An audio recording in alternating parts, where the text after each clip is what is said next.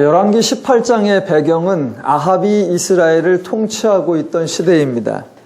이스라엘은 솔로몬 시대부터 우상 숭배에 열심을 내었고 북왕국 이스라엘은 초대왕 여로보암부터 대대로 우상 숭배가 극성하였고 특별히 아합 왕 시대에는 바알을 섬김으로 나라가 번성하였다라는 착각 속에 우상 숭배에 열을 올리고 있는 시기입니다. 그런 시기에 하나님께서는 17장에서 엘리야를 부르셨고 세 가지 계시의 사건을 통해 엘리야를 가르치시고 엘리야를 준비시키셔서 오늘 18장 사건을 진행하게 되는 겁니다. 처음에는 엘리야가 아합을 피해 도망을 갔다가 하나님을 배운 후에 다시 아합을 만나러 와서 아합과 엘리야가 재회하였을 때 두 사람은 서로를 향하여 이스라엘을 괴롭게 하는 자여 라고 불렀습니다. 아합은 엘리야를 잡아 죽이려고만 했을 때 엘리야는 아합을 만나 다른 제안을 하는 것이 17장 19절입니다. 18장 19절. 그런즉 사람을 보내 온 이스라엘과 이세벨의 상에서 먹는 바알의 선지자 450명과 아사라의 선지자 400명을 갈멜산으로 모아 내게로 나아오게 하소서. 이런 제안을 했고 이 제안에 따라 20절에 아합이 사람들을 갈멜산에 모았습니다. 그래서 갈멜산에 많은 사람들이 모여 있는데 크게 나누면 세 부류의 사람들이 있습니다. 한 부류는 아합과 바알 선지자들입니다. 원래는 엘리야가 아합에게 바알 선지자와 아세라 선지자를 모두 모으라고 제안을 했는데 실제로는 바알의 선지자들 450명만 모였습니다. 이스라엘에 바알의 선지자가 총 몇 명이었는지는 모릅니다. 그런데 엘리야가 처음에 제안하기를 450명을 데려와라 라고 했고 아합이 450명을 동원한 것으로 보아 아마 전체 수가 450명이지 않았을까. 그렇다면 바알의 선지자 모두가 지금 갈멜산에 모여 있습니다. 두 번째 부류는 여호와를 섬기는 엘리야입니다. 그런데 제가 성경을 보면서 조금 궁금한 것이 있는데 여호와의 진영에서는 왜 엘리야 혼자냐는 것입니다. 분명히 열왕기상 18장에 의하면 여호와를 섬기는 다른 사람들도 있었습니다. 자기 입으로 어려서부터 여호와를 섬기는 자, 여호와를 경외하는 자라고 자기를 소개한 오베아다도 있고 오베아다가 굴에 숨기고 떡과 물을 공급했던 여호와의 선지자들도 자그마치 100명이나 있었습니다. 물론 17장에는 하나님의 은혜를 받은 사람도 등장합니다. 사르밧에 사는 과부는 여호와의 은혜로 통에 가루가 떨어지지 아니하고 병에 기름이 마르지 아니하는 이적과 기적을 체험했지만 그 사람이 나오지 않은 것은 시돈 사람으로서 이방을 섬기는 사람이니까 나오지 않는 거 이해가 됩니다. 그런데 여호와를 경외한다고 자처하는 오베아다는 도망을 갔는지 아니면 아합의 왕궁 맡은 자라고 소개되기도 하니까 출장을 갔는지 여하튼 갈멜산에 올라오지 않았고 또 100명이나 되는 선지자는 숨어 있었다고 해서 아무래도 은밀하게 활용하고 또 자기의 신분을 드러내서는 안 되는 사람인지는 모르지만 여하튼 갈멜산에는 여호와의 편에서 엘리야 혼자 옵니다.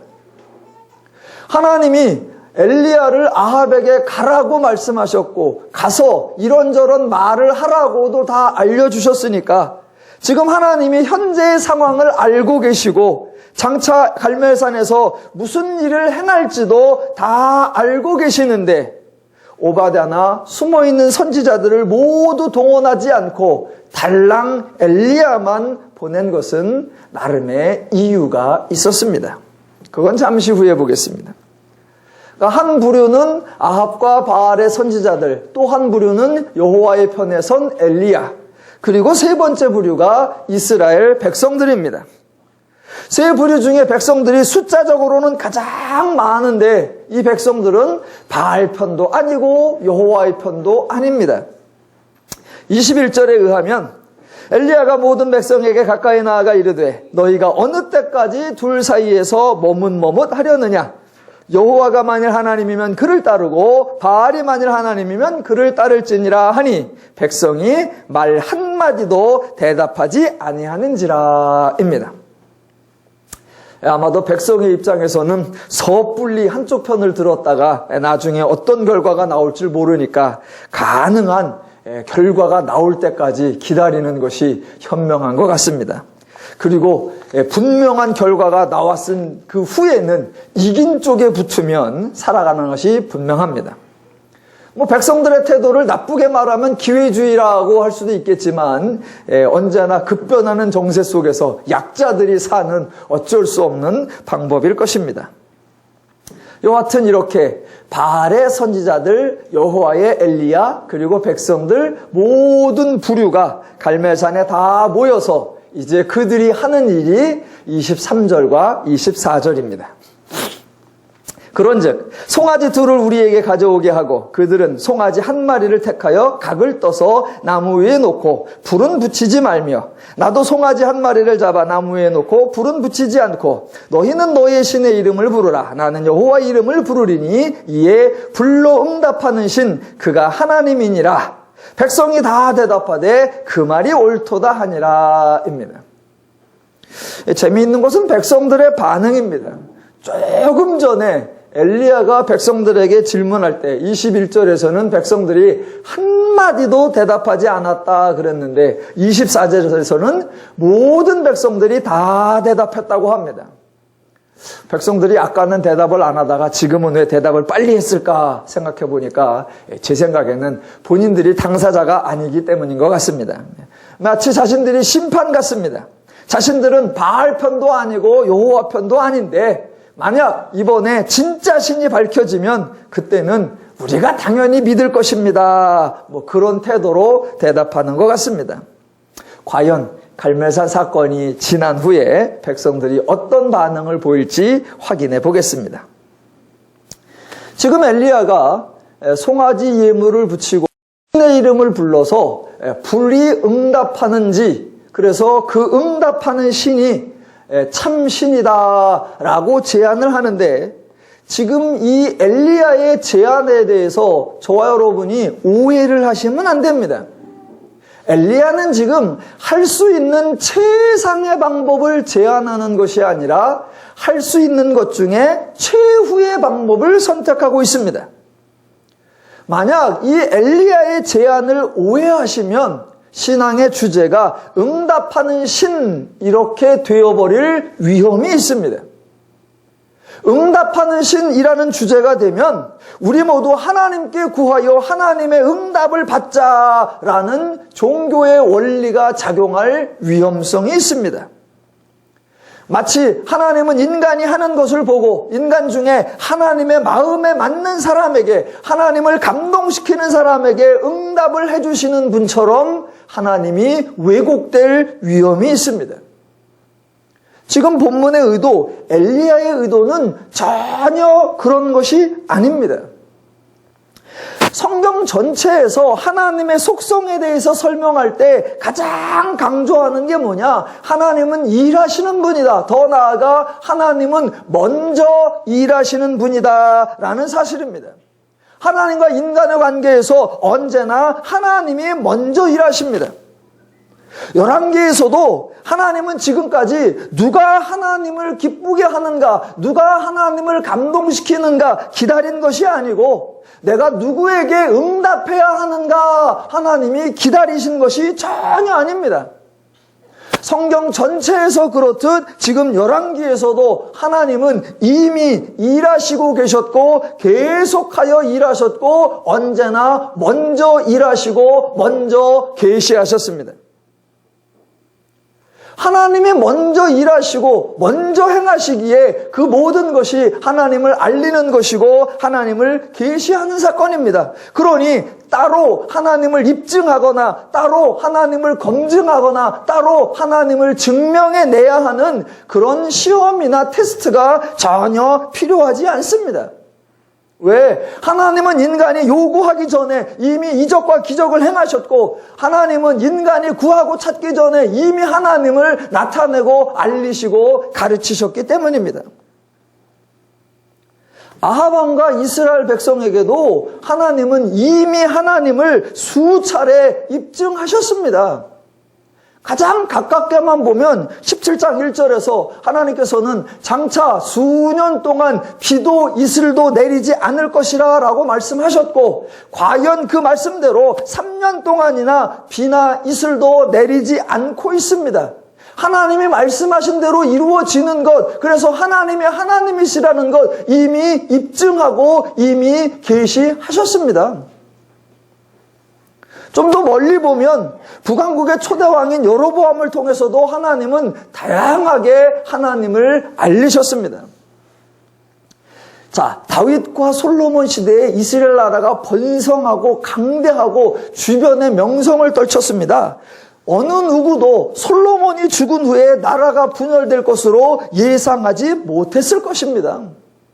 혹시 만에 하나 나라가 분열된다 할지라도 솔로몬의 후예가 더 많은 지파를 차지할 것이라고 생각했지, 12지파 중에 달랑 2지파만을 차지할 것이라고 아무도 예상하지 못했습니다.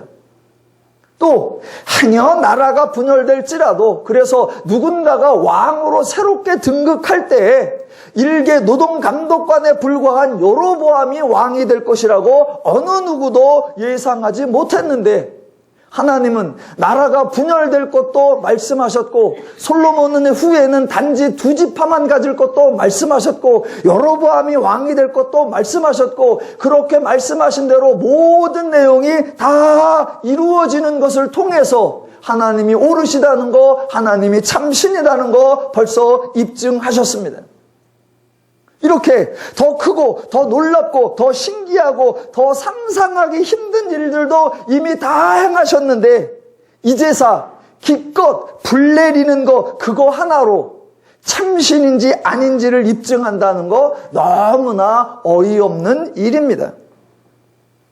그러니까 성경을 읽으실 때 지금 열왕기상 18장에서 분명히 점검하고 넘어야 할 것은, 하나님은 이제사 응답하시고 이제사 응답이라는 걸 통해 하나님을 알리는 그런 분이 아니라 언제나 스스로, 언제나 먼저, 언제나 은혜를 통해 계속하여 알리셨고 일하셨고 계시하여 오셨다라는 사실을 기억하고 계셔야 합니다.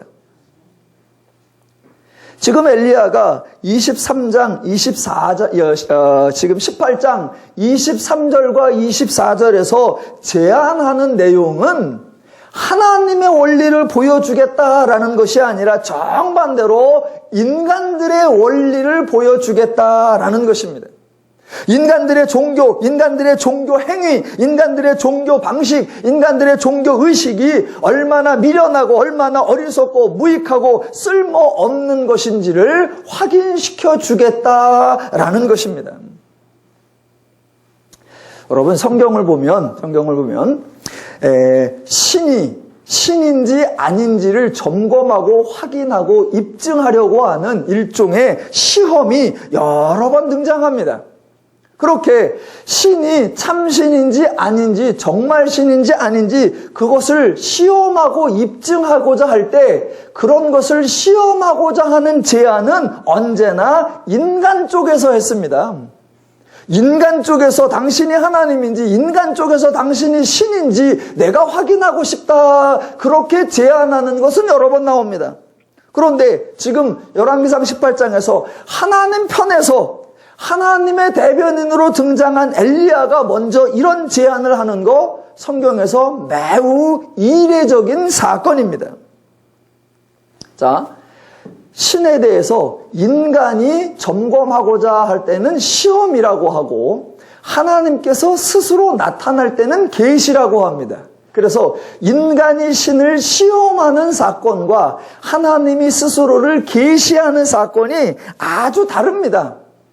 먼저 인간이 신을 시험하고 검증해보는 그런 사건을 살펴보겠는데, 그 사건의 가장 대표적인 것이 사사기에 나오는 기드온 사건입니다.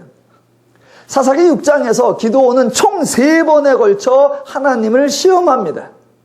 첫 번째는 6장 19절. 기드온이 가서 염소 새끼 하나를 준비하고 가루 한 에바로 무교병을 만들고 고기를 소쿠리에 담고 국을 양푼에 담아 상순이 나무 아래 그에게로 가져가다 드리매. 21절. 여호와의 사자가 손에 잡은 지팡이 끝을 내밀어 고기와 무교병에 대니 불이 바위에서 나와 고기와 무교병을 살랐고 여호와의 사자는 떠나서 보이지 아니한지라입니다. 자, 지금 기드온이 여호와를 시험하려고 하니까, 여호와가 능력이 있는지 여호와가 신인지 검증해 보려고 하니까 모든 수고를 누가 했느냐? 기드온이 했습니다. 수고를 기드온이 했고, 예물 준비도 기드온이 했고, 비용도 기드온이 됐고, 모두 다 염소 기드온이 됐고, 무교병을 만들고 국을 만드는 거 다 기드온이 수고했습니다. 그렇게 수고해 놨을 때 여호와께서는 아주 간단히 그냥 불을 내려서 태워버린 것 뿐입니다. 자, 보세요. 인간이 신을 검증하고 인간이 신을 점검하려면 인간이 수고해야 되는 게 아니라 신이 수고해서 인간이 편해야 합니다. 그게 검증하는 거죠.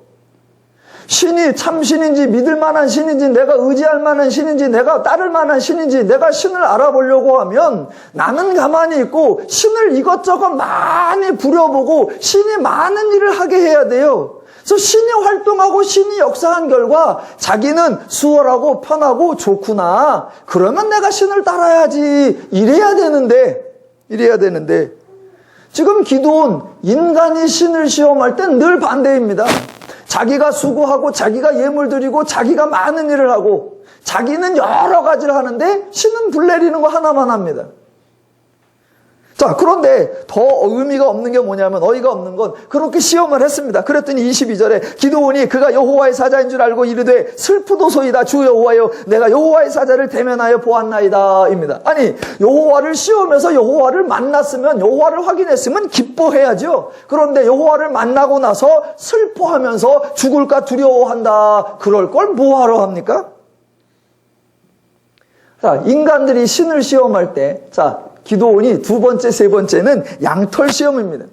37절과 39절에 나오는데 한 번은 양털에만 이슬이 내리고 주변은 바짝 마르게 하고 그 다음번에는 반대로 양털만 바짝 마르고 주변에는 이슬이 내리게 합니다. 기드온이 그것까지 앞에서 총 3번을 시험했는데 기드온이 즉 인간이 하나님을 시험한 결과 가장 한심한 게 뭐냐면 그렇게 시험해서 기드온에게 아무런 도움이 되지 않았다는 사실입니다. 아니, 신을 체크하고 신을 점검하고 신을 시험해 보면 신 때문에 자기에게 유익이 생겨야 되잖아요. 신 때문에 자기에게 보탬이 돼야 되잖아요. 그런데 신을 점검한다고 자기 예물만 날아가고 자기의 수고만 하고 자기의 힘만 빠졌어. 그러면 뭐하러 그것을 했습니까? 양털에 이슬이 내리고 안 내리고 그것 때문에 기드온에게 혜택이 있는 거, 기드온에게 도움이 있는 게 하나도 없습니다. 자, 제가 한번 반대로 해볼게요. 자, 인간이 신을 검증하는 거 시험이라고 하고 신이 인간을 알려주는 거 계시라고 하는데 인간이 신을 시험할 때는 참 어리석고 미련합니다. 분명히 시험을 했는데 아무 도움이 안 되는 일만 합니다. 반대로 하나님이 계시할 때는 전혀 방법이 다릅니다.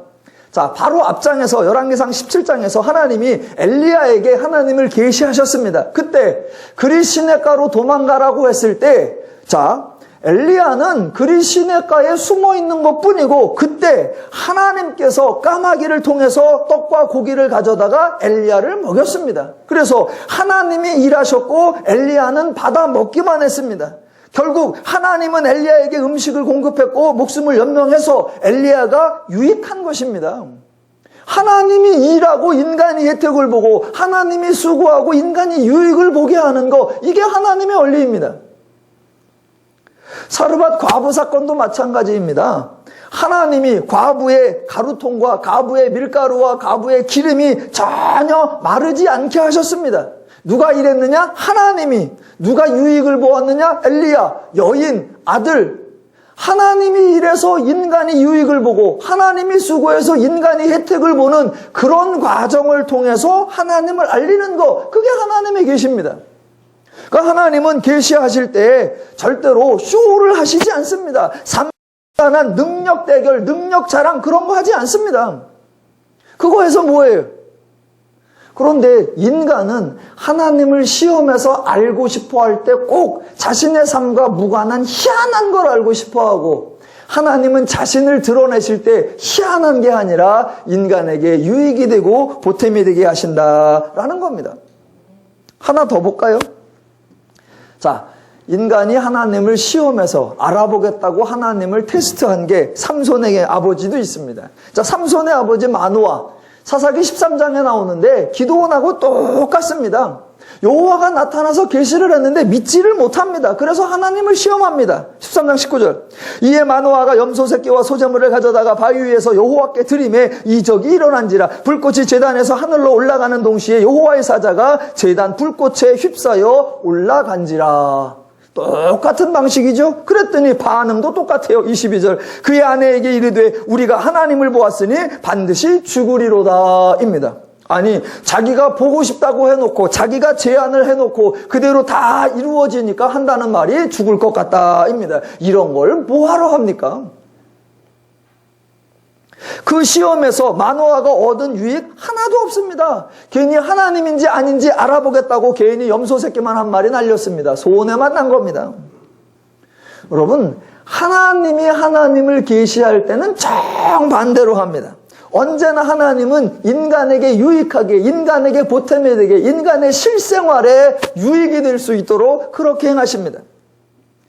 양을 가지고 하나님이 어떻게 하셨나, 여러분이 알고 있는 사건 중에 하나가 창세기 30장에 나오는 야곱의 양 사건입니다. 야곱이 삼촌 라반의 집에 갔는데 거기서 몇 해 동안 일을 해도 품삯을 받지 못했습니다. 그때 하나님께서 양을 통해 하나님을 계시하십니다. 야곱에게 양을 데리고 가서 토실토실한 양이 있으면 시냇가에 가서 그때 버드나무와 살구나무와 신풍나무의 푸른 가지를 세워두고 그때 임신하게 하라. 그리하면 양이 건강한 양을 많이 잉태하여 내가 큰 소산을 이루게 하리라. 하나님은 그런 사건을 통해 하나님을 알게 하시고 실제로 야곱의 소산도 풍성하게 했습니다. 시험을 하려면 이렇게 해야 합니다. 그런데 인간들은 똑같이 하나님을 알아보자라고 하는데 보탬도 안 되고 유익도 안 되는 엉뚱한 짓을 하고, 하나님은 하나님을 알릴 때에 보탬이 되고 유익이 되는 좋은 일을 하십니다. 지금 이 장면을 잘 기억하고 계셔야 이제 오늘 18장 사건이 어떤 특징이 있나가 구별이 됩니다. 신약으로 와도 마찬가지예요. 신약에 보시면 예수님께서는 백성들에게 예수 자신이 하나님의 아들인 것, 자신이 그리스도이신 것을 알리시는데 그 알리시는 내용이 인간이 요구하고 인간이 시험하는 방식하고 다릅니다. 예수님은 언제나 사람들에게 실제적으로 구체적으로 도움이 되는 식으로 일을 하십니다. 병자들의 경우에는 병을 고쳐주시고, 귀신 들린 사람의 경우에는 귀신을 쫓아주시고, 배고픈 사람이 있으면 실제로 5병이어 7병이어를 행하셔서 거기 있는 사람이 배불리 먹게 하고, 집에 가는 동안에도 지치지 않도록 다 먹을 거 싸가지고 가게, 그렇게 하나님께서 역사하십니다. 그래서 예수님이 이적을 행하시는 그 모든 것마다 실제로 인간에게 유익이 되고 실제로 인간에게 보탬이 되는 그렇게 활동하십니다. 그런데 인간들은 하나님을 시험하겠다, 하나님을 점검하겠다 하는 짓들이 늘 이상한 것만 해요. 오늘 예수님께서 바닷가를 걸으셨습니다. 자, 그렇게 바닷가를 걸어오니까 잠에서 깬 베드로가 그 예수님을 보더니 얼른 예수님께 요구하는 게 뭐냐면 자기를 명하여 바다 위를 걸어오게 하라, 그거였습니다. 물론 예수님은 베드로의 요청을 들어주셔서 베드로로 하여금 바다를 걷게 했습니다. 자, 그래서요, 베드로가 바다를 걸어서 그에게 무슨 유익이 있었습니까? 베드로가 바다를 한번 걸은 것이 실생활에 어떤 도움이 됩니까? 앞으로 베드로는 땅에서 안 살고 바다 위에서 산답니까? 그게 인간들의 어리석음이, 신을 구하고 신을 확인하고 신을 점검하고 싶어 하면서 정작 그 내용은 자신의 삶과 전혀 관계없는 것들을 구하는 미련함입니다. 그러니까 신을 점검하려면 반대로 하나님이 하신 것처럼, 하나님 저 아무것도 할 줄 모르는데 하나님이 한번 해보세요. 저 가만히 앉아있을 테니까 뭐 까마귀를 통하든 뭘 통하든 떡과 고기를 한번 가져와 보세요. 그래야 자기는 편하고 신이 일해서 유익이 돼야죠. 그러니까 지금 그동안 인간이 신을 시험하는 방식과 하나님이 하나님을 계시하는 방식이 전혀 달랐단 말입니다. 그런데 오늘 열왕기상 18장에서 하나님이 먼저 제안을 하는데, 하나님이 인간에게 제안한다는 측면에서는 매우 이례적인 사건이고, 그 사건을 보니까 실제로 그 내용도 그동안 하나님께서 자기를 계시하던 방식이 아니라 인간이 하나님을 시험하겠다고 요구하던 전형적인 방식, 즉 송아지를 제단 위에 올려놓고 불로 태우는 방식, 그 방식을 하나님이 제안하더란 말입니다. 인간에게 전혀 도움이 되지도 않고 유익이 되지 않는 그런 방식, 그걸 하나님이 제안하고 있단 말입니다. 그러니까 이와 같이 지금 엘리야가 제안하고 있는 내용은 그동안 하나님이 일해오시던 과는 순서적으로도 다르고 내용적으로도 많이 다르다는 겁니다. 그렇게 다르고 독특하다면 이 사건의 본질 또는 이 사건의 차원 또한 전혀 다르구나라는 것을 생각하셔야 합니다. 지금 아합이나 이스라엘 백성의 입장에서는 불로 응답하는 신이 참신이다. 그래서 신인지 아닌지를 알아보는 그런 사건입니다. 그러나 하나님의 입장에서는 정반대입니다. 왜냐하면 그동안 하나님께서는 계속 계시하여 오셨고 아합에게도 이스라엘 백성에게도 계속 알려오셨기 때문에, 그렇게 알려와도 백성들이 믿지 않았는데 불 내린다고 믿을 것 같냐? 아니란 말입니다. 그러니까 하나님은 지금 이 순간에 불 내리는 사건을 통하여 내가 하나님인 걸 입증하고, 그렇게 입증하면 저들은 나를 믿을 거야, 그렇게 기대하면서 이 사건을 행하는 게 전혀 아니라는 겁니다. 그럼 하나님은 지금 왜 이렇게 하실까?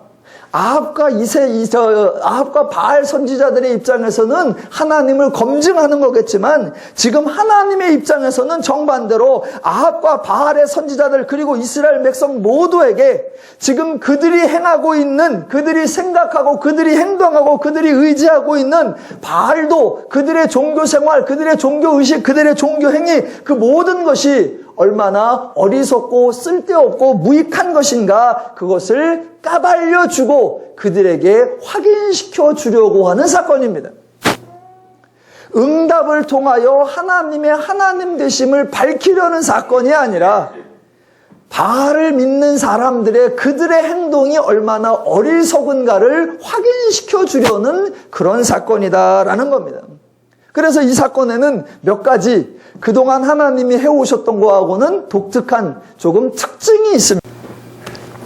지금 이 18장의 갈멜산 사건을 대부분이 하나님이 불로 응답해서 본인이 하나님인 것을 입증하는 사건이라고 생각을 합니다. 아니요. 그거는 이미 하나님이 그동안 많이 해오셨고, 오늘 이 사건은 그것과 정반대로 하나님의 하나님이심을 입증하는 것이 아니라 죄의 종교, 우상의 종교, 인간의 종교가 얼마나 틀렸는가를 입증하는 사건입니다. 그래서 이 사건에 몇 가지 특징이 있어요. 자, 첫 번째. 이 사건에는 등장인물에서 숫자적으로 완전히 대조가 된다는 겁니다. 자, 다른 장면에서 인간들이 하나님을 시험할 때는 기껏해야 한 명이 등장하거나 기껏해야 한 가족이 등장했습니다. 그런데 이번에는 아합과 바알의 선지자 측의 인물이 많이 등장합니다. 아합 왕이 등장하고 바알의 선지자 450명이 등장하고 그 옆에 이스라엘의 모든 백성이 참관하고 있습니다. 한쪽이 그렇게 많이 등장했는데 반대적으로 상대편 쪽에, 즉 하나님 편에서는 딱 한 사람 엘리야만 나왔습니다. 바알 쪽에서 450명이 나왔다면 하나님 쪽에서도 엘리야 등장하고 오베다 등장하고 그동안 감춰놓았던 히든카드 선지자 100명 등장하고 그렇게 해서 맞짱을 떠야 할 것 같습니다. 그런데 성경은 정반대로 아합 쪽에서는 가능한 한 모든 자를 다 동원시키게 하고 하나님 편에서는 있는 사람까지 감춰놓고 달랑 겨우 딱 한 사람만 등장시키는 겁니다.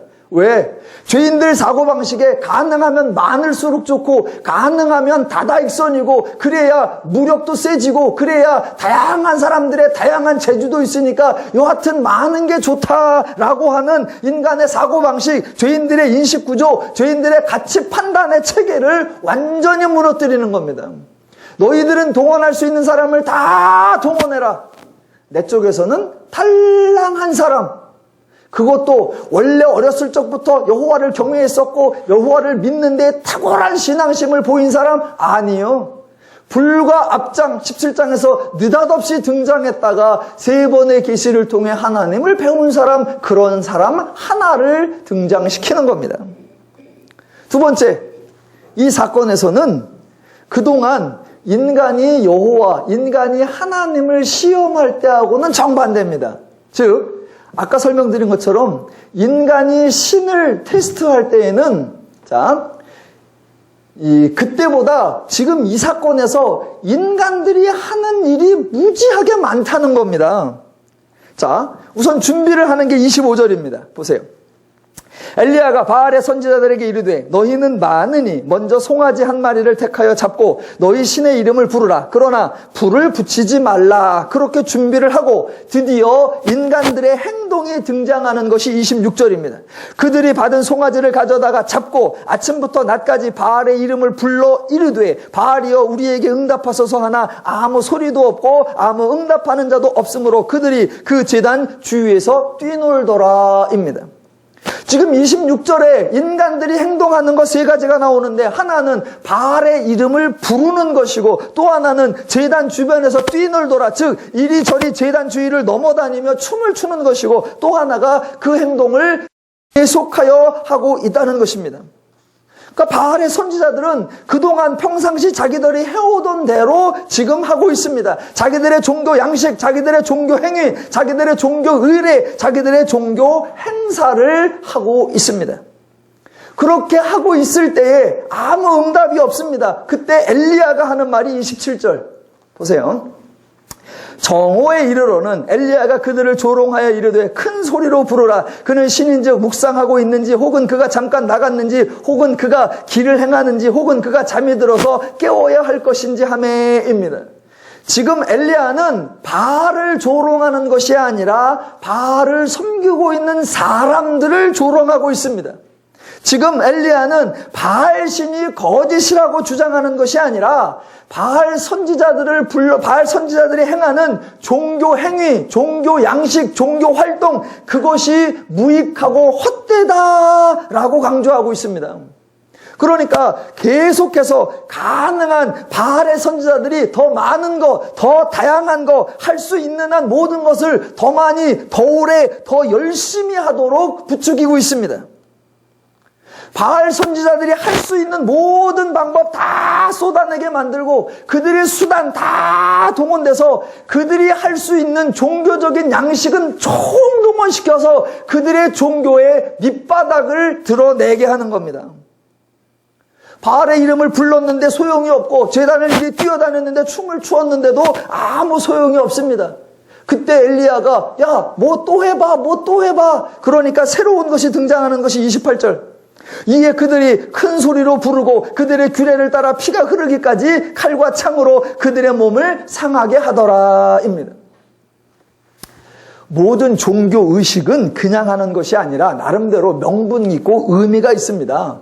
신의 이름을 부르는 것은 지금 우리가 왔습니다라고 신에게 보고를 하는 것이고 신의 제단 주위에서 뛰어다니는 것은 지금 신을 경배하고 신을 찬양한다라고 하는 액션을 취하는 거고 피가 흐르기까지 칼과 창으로 몸을 상하게 하는 것은 지금 신의 은총을 구하기 위한 값을 지불합니다라는 의미입니다.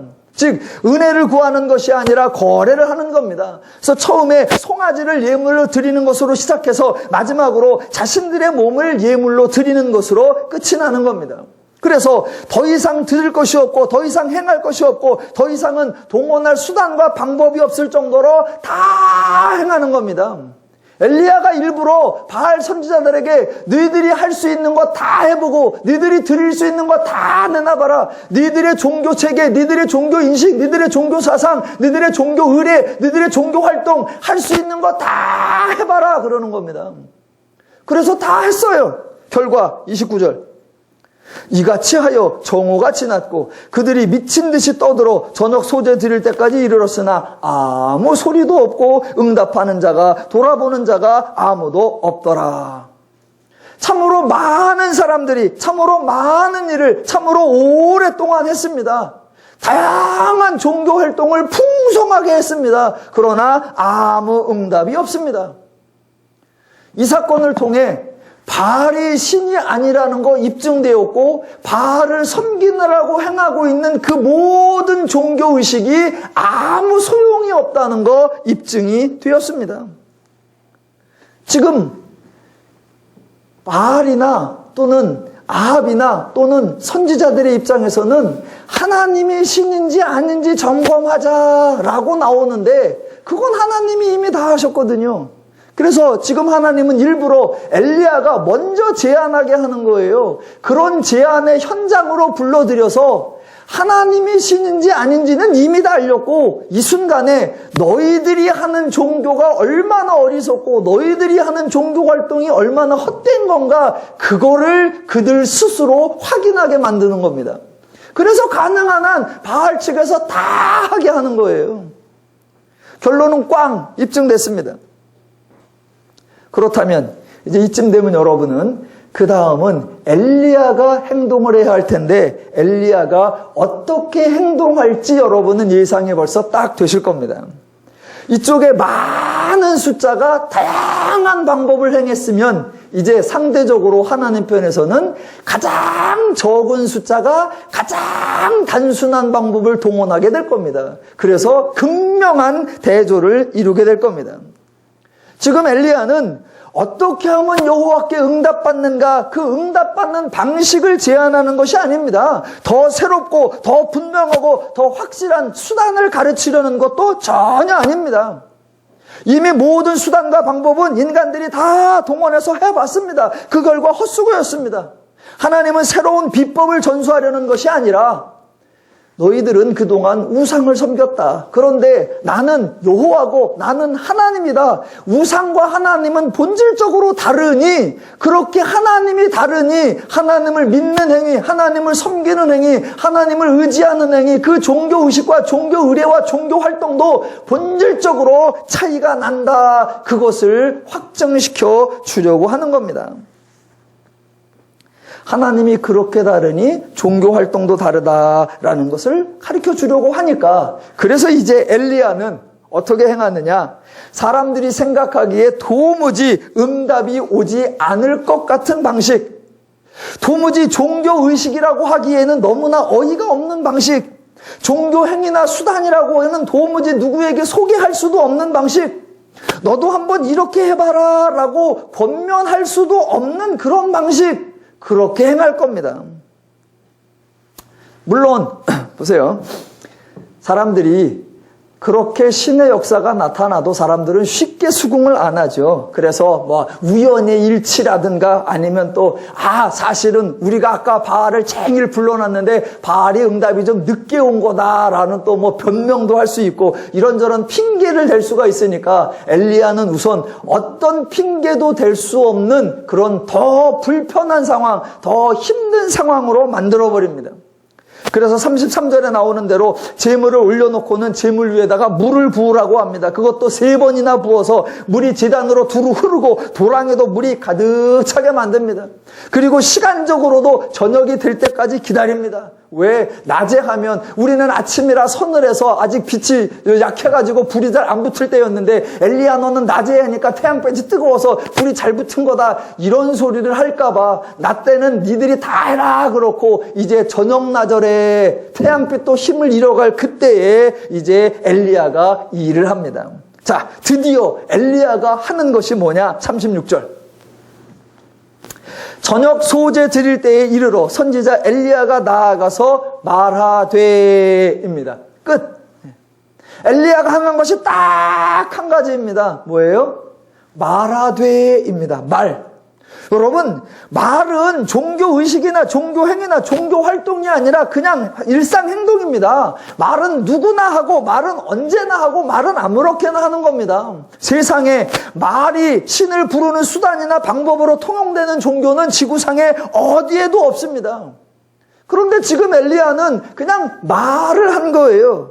엘리야는 종교행위를 하지 않았고 어떠한 종교 의례도 행하지 않았습니다.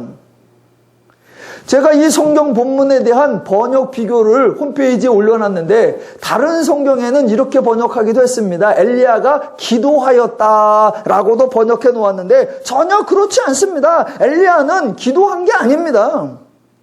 엘리야는 지금 의도적으로 지극히 비종교적인 용어, 너무나 평범한 용어인 말하다라는 그 동사를 사용한 겁니다. 기도한 게 아니고 간구한 게 아니고 호소한 것이 아니라 그냥 말을 했습니다. 말을 했어요. 그래서 엘리야가 한 말이 이제 36절과 37절인데 이 36절과 37절에 엘리야가 한 말을 읽을 때에는 비장하게 읽어서는 안 되고 가장 의미 없게, 가장 가치 없게, 가장 주목받지 못하게 그냥 읽어야 합니다. 여러분이 이 장면에서 막 상상을 하시기를 엘리야가 하늘을 향해 두 손을 들고 간절하게 신을 부르는 그런 모습을 상상하시면 안 되고 그저 아주 평범하게 그저 옆 사람에게 말하듯 또는 혼자 중얼거리듯 또는 투덜거리듯 말하는 그런 모습이어야 합니다. 그래서 엘리야가 하는 것을 바라보면서 주변 사람들이 모두 어이없어해야 하는 그런 태도, 엘리야를 보고는 한심해 보이는 그런 태도로 말해야 합니다. 어찌 보면 엘리야의 태도가 너무 무례해서 신이 응답하러 오다가 기분 나빠서 다시 돌아갈 정도의 그런 아주 의미 없는 말투로 지금 말을 해야 합니다. 지금 엘리야가 하는 게 36절 끝에 이렇게 나오는 겁니다. 그냥 별 의미 없이 종교적 색깔이 전혀 없이 가장 평범하게 말하는 겁니다. 아브라함과 이삭과 이스라엘의 하나님 여호와여, 주께서 이스라엘 중에서 하나님이신 것과 내가 주의 종인 것과 내가 주의 말씀대로 이 모든 일을 행하는 것을 오늘 알게 하옵소서. 여호와여, 내게 응답하소서. 내게 응답하시오. 이 백성에게 주 여호와는 하나님이신 것과 주는 그들의 마음을 되돌이키심을 알게 하옵소서. 그냥 이렇게 말하는 거예요. 이렇게. 자, 엘리야가 이렇게 말을 하고 말을 끝내는 순간 그 주변에 있던 모든 사람들이 어떤 기대를 가지겠습니까? 정답, 아무런 기대가 없다. 그렇습니다. 보면서 도리어 사람들이 분노를 느끼는 거예요. 아니, 신을 찾을 때 저렇게 무성의하게, 저렇게 싸가지 없이, 저렇게 아무렇지도 않게 행하는 거, 야, 이런 건 들은 적도 없고 본 적도 없다. 그러니 저렇게 해가지고는 응답에 응자도 안 올 거다. 다 그렇게 생각하고 있습니다. 저는 지금 여러분에게 하나님을 부를 때에는 가능한 한 무례하게 부르라 그러는 것이 아니라 지금 이 사건의 의도가 바알 종교, 하나님을 떠난 우상 종교의 모든 종교 의례와 종교 활동과 종교 의식이 얼마나 무익하다는 것을 까발리려고 하는 그런 사건이라는 것을 기억하셔야 합니다. 그래서 바알 쪽에서는 가능한 한 종교적인 것을 총동원하고 하나님 쪽에서는 가능한 한 종교적인 것을 싹 빼버립니다.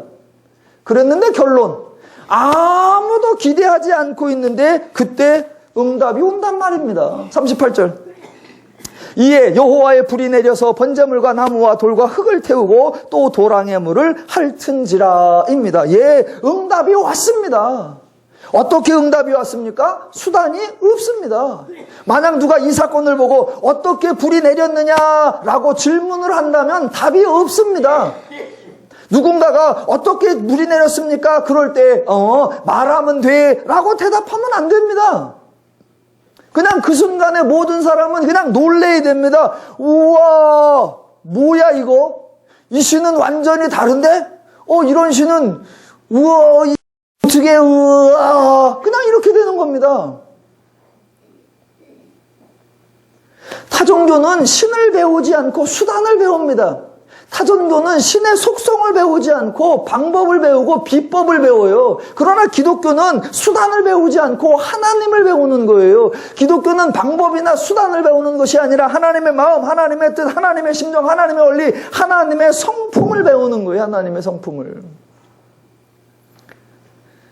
지금 이 사건에서 인간이 사용하는 모든 방법의 어리석음, 그들이 생각하기에 전혀 될 것 같지 않은 것을 통해 하나님이 다르시구나. 하나님이 다르기 때문에 종교 양식도 달라진다는 것을 우리에게 보여주는 거예요. 자, 엘리야는 이 사건 전에 17장에서 하나님의 세 가지 계시 사건을 통해 하나님을 체험했었습니다. 그런데 그 세 가지 사건에서 자기가 이적을 행한 것이 아니라 하나님이 행하시는 이적을 경험했습니다. 자기가 이적을 행하여서 과부에게 먹을 것을 공급해주고 자기가 과부를 도와준 것이 아니고 자기가 이적과 기적을 통해 과부로 하여금 하나님을 알게 하도록 복음을 전한 것이 아니라 전혀 반대로 하나님이 이적을 행하여 자기는 공개를 받고 하나님이 자기의 음성을 들으시고 여인의 아들을 살려주는 사건을 통해 하나님이 여인에게 하나님을 알게 하는 그런 사건을 경험했었습니다. 그래서 여인의 아들이 살아났을 때에 그 여인은 엘리야에게 감사한 게 아니라 하나님께 감사했었습니다. 확인해 볼게요. 17장. 제가 이 사건 말씀드릴 때 18장 가서 이 결과가 나온다라고 말씀을 드렸었습니다. 17장 24절. 여인의 아들이 살아난 뒤에 이렇게 말합니다. 여인이 엘리야에게 이르되 내가 이제야 당신은 하나님의 사람이요 당신의 입에 있는 여호와의 말씀이 진실한 줄 아노라 하니라. 엘리야가 이 여인에게 이렇게 가르친 것이 아니라 하나님이 이 여인에게 이렇게 가르치셨습니다. 그걸 엘리야가 체험했습니다. 그래서 엘리야는 자기가 책임을 지는 것이 아니며 자기가 일을 하는 것이 아니라 하나님이 자기를 알리기 위하여 하나님이 자신을 통해 일하신다는 것을 배웠던 겁니다. 그래서 지금 갈멜살 사건에서 엘리야는 자기가 불을 내려야 하겠다는 열정도 없고 자기가 이적을 통하여 백성들에게 하나님을 알려야겠다는 그런 사명감도 없습니다. 그러니까 아주 단순하게 하나님에게 말하는 거예요. 뭐라고? 하나님이 일하셔서 하나님이 알게 하옵소서.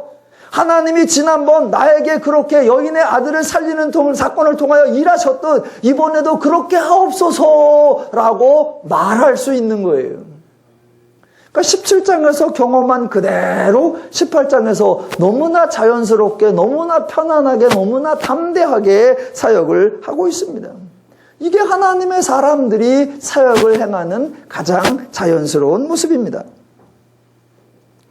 자, 드디어 엘리야는 가장 비종교적으로, 가장 비의식적으로 그냥 탈랑 말을 했는데 응답이 왔습니다. 38절에서 여호와의 불이 내렸다고, 여호와가 응답했다고, 여호와가 바알을 이겼다고 좋아하시면 안 됩니다. 성경은 그것보다 훨씬 더 큰 것을 말하고 합니다. 자, 보세요. 지금 이 사건은 성경에서 주로 하나님을 시험하는 사건은 인간 측에서 제안하는데 오늘 이 사건은 하나님이 먼저 제안하는 거기 때문에 대단히 의례적인 거다라고 했고, 그래서 이 사건에는 독특성이 있다. 첫 번째, 등장인물이 이쪽엔 많은 사람이 등장하고 이쪽엔 한 사람이 등장하고, 이쪽에는 많은 종교 활동이 등장하고 이쪽에는 전혀 비종교적인 활동이 등장한다. 여기까지 설명을 드렸습니다. 하나 더. 자, 하나님이 제안한 이 사건에서는 이 사건의 결과로 인간에게 아무 유익이 없다는 사실입니다. 자, 제가 아까 설명을 드렸죠. 인간이 시험을 할 때에는 자기들이 수고해놓고 유익이 없는 바보 같은 행동을 한다. 근데 하나님이 계시할 때는 어떻게든 인간에게 유익하고 혜택이 되게 일하신다라고 했습니다. 그런데 이 사건에서는 인간에게 아무 혜택이 없어요. 자, 송아지를 바쳤는데 불이 내려와서 송아지를 태웠습니다. 끝! 송아지가 태우고 나서 갑자기 송아지가 뻥튀기게 돼서 송아지가 10마리가 돼갖고 백성들이 풍성하게 먹고 살았다. 그런 것도 없습니다. 그냥 불에 타서 없어졌더라. 또랑물이 말랐더라. 그겁니다. 그동안 하나님이 일하신 거하고 전혀 다르단 말입니다. 그러니까 다시 한번 보겠습니다. 38절. 이에 여호와의 불이 내려서 번제물과 나무와 돌과 흙을 태우고 도랑의 물을 핥은지라. 예, 여호와께서 응답하셨습니다. 그걸 모든 사람이 보았습니다. 그래서 결정도 내렸습니다. 39절. 모든 백성이 보고 엎드려 말하되 여호와 그는 하나님이시로다. 여호와 그는 하나님이시로다 라고 말했습니다. 능력대에서 여호와가 이겼습니다. 누가 진짜 신인지 밝혀졌습니다. 직접 백성들의 입에서 인정하는 고백도 나왔습니다. 그래서요, 그렇게 다 되었는데 백성들에게 달라진 게 뭐가 있냐는 겁니다. 즉 백성들에게 무슨 유익이 있느냐? 아무 유익도 없습니다. 송아지 하나만 날린 겁니다. 그러니까 지금 이 사건의 결론은 불이 내려서 응답했다, 거기가 아닙니다. 지금 18장 사건에서 제가 왜 40절에서 끝나지 않고 46절까지 갔느냐? 이 18장에서 가장 중요한 것은 불이 내려서 송아지를 태웠다는 것이 아니라 그 이후입니다. 그 이후. 여러분, 지금 열왕기상 17장, 18장에서 백성들에게 절대적으로 필요한 것은 불이 아니라 비입니다. 3년 동안이나 비가 내리지 않았으니까 비가 와야 합니다. 비가. 그래서 정작 중요한 것은 41절 이후입니다. 41절. 엘리야가 아합에게 이르되 올라가서 먹고 마셔서 큰 비 소리가 있나이다. 그리고 45절. 조금 후에 구름과 바람이 일어나서 하늘이 캄캄해지며 큰 비가 내리는지라입니다. 여러분, 이스라엘 백성 중에 하나님께 비를 내려달라고 구한 사람은 단 한 명도 없습니다. 아합도 하나님께 비 내려달라 구하지 않았고, 바알 선지자도 하나님께 비 내려달라 구하지 않았고, 심지어는 엘리야조차도 하나님께 비 내려달라고 구하지 않았습니다. 하나님은 인간이 구하면 그제서 응답하는 그 정도의 신이 아니라 인간이 구하지 않아도, 인간이 찾지 않아도 친히 먼저 인간에게 찾아오시며 친히 먼저 인간에게 필요한 것을 제공해 주시는 은혜의 하나님이신 줄로 믿습니다. 하나님은 인간에게 아무 보탬도 되지 않는 불쇼를 행하시는 그런 우상 같은 신이 아니라 인간에게 있어야 할 것을 먼저 친히 공급해 주시는 사랑의 하나님이신 줄로 믿습니다. 바로 앞에서 불이 내리자 이스라엘 백성들이 호들갑을 떨었습니다. 불이 내리는 것을 보고 모든 백성이 말하기를 여호와 그는 하나님이시로다, 여호와는 그는 하나님이시로다 라고 말했습니다. 그런데 그 불보다 더 중요한 거, 정작 인간에게 가장 소중한 비를 내려주셨을 때에는 아무도 아무 말도 하지 않습니다. 비가 내렸는데 아합도 아무 말을 안 하고, 바알 선지자도 아무 말도 안 하고, 백성들도 아무 말도 하지 않습니다. 자기들에게 가장 절박하고 자기들에게 가장 필요한 비가 내렸는데 왜 아무도 그는 여호와 하나님이시로다 말하지 않을까요? 그 이유는 자신들이 구하지 않았는데도 비가 왔기 때문입니다. 즉, 하나님이 우리를 긍휼히 여기시고 하나님이 우리를 불쌍히 여겨주셔서 은혜를 주셨구나라는 사실을 전혀 모르기 때문입니다. 왜? 죄인들의 종교 방식은 자기들이 구해야 하고, 구할 때는 유물을 바치고 다양한 종교 활동을 하고 나야 겨우 응답이 오는 건데, 지금 하나님은 그것과는 전혀 다르게 했습니다. 자기들의 모든 종교 활동 헛된 것이 되었고, 반대적으로 엘리야는 전혀 비종교적인 거 했더니 응답이 왔고, 그것보다 더 나아가 그 어느 누구도 어떤 행동도 하지 않았는데 인간에게 가장 필요한 비를 내려주시는 사랑과 자비와 긍휼의 하나님, 이스라엘 백성은 그런 하나님을 인식하지 못하고 깨닫지 못하니까 은혜라는 은혜는 다 받아놓고도 아무 반응도 못하는 이런 결과가 나타납니다. 지금 하나님은 비를 내리는 사건을 통하여 하나님이 영광을 받지 못하고 있습니다. 비록 하나님이 영광을 받지 못할지언정 인간에게 필요하다면 오직 인간을 위해서 친히 일하시는 좋으신 하나님이신 줄로 믿습니다. 끝날 때가 됐다 그러네요. 자, 오늘 엘리야 사건의 결론이 그겁니다. 엘리야 사건의 결론이 누가 하나님이냐? 아니요. 물론 그것도 맞아요. 그러나 그건 이미 하나님께서 더 많은 방법으로 알려주셨고 이제 그런 모든 이적과 계시에도 불구하고 믿지 않는 죄인들에게 죄인들이 행하고 있는 것이 얼마나 어이없고 죄인들이 행하고 있는 것이 얼마나 헛된 것이냐 그것을 오늘 까발려 준 것입니다.